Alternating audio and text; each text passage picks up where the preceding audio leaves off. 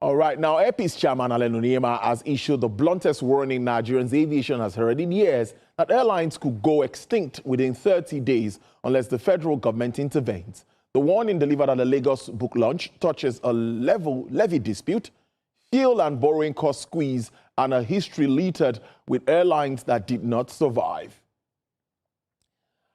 This was at the launch, 30 days deadline for action, or in his words, airlines may go extinct. 5% ticket sales charge at the center of all of these issues, 29 to 33% commercial lending rates. According to the airlines, they say this is very much on the high side. It has compounded all of their cost of capital, crushing, according to them, the thin margins that they used to have before now. Now, 30 days, July 8, 2026, Union 14-day ultimatum issued to AON. July 23, 2026, first ultimatum expires.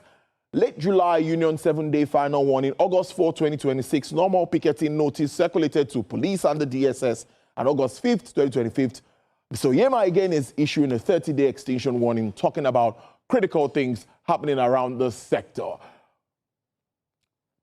Now let's talk about the levy. The 5% ticket charge funds Nigeria's aviation regulators. Its non-remittance is the immediate flashpoint. NCAA, Safety and Economic Regulation, gets 56% from these funds.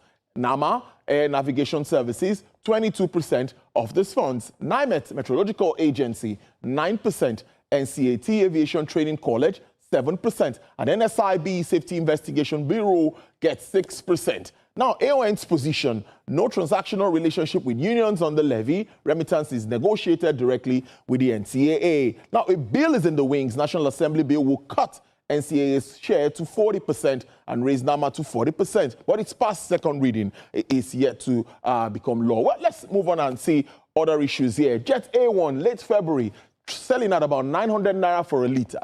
And at the moment, well, with intervention of Mr. Dangote, it's reduced, but it got to a peak of 3,300 naira per litre. And 29 to 33% interest rate, lending rate, operators borrow to cover fuel costs during price spikes. They're talking about operational costs here, lending rates here, credit issues, and all of that. Jet Fuel's most cited share of operating costs, some operators' statement put it at 65%.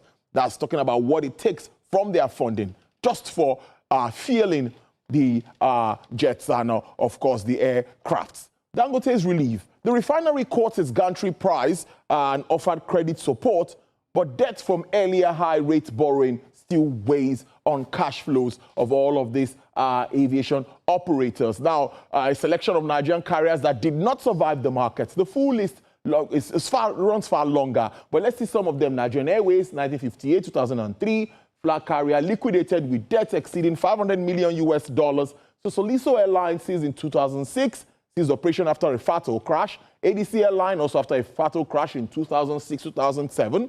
Bellevue Airline, 2009-2010, ceased operation after a fatal crash. Virgin Air Nigeria and Air Nigeria ceased in 2012, rebranded twice before shutting down entirely.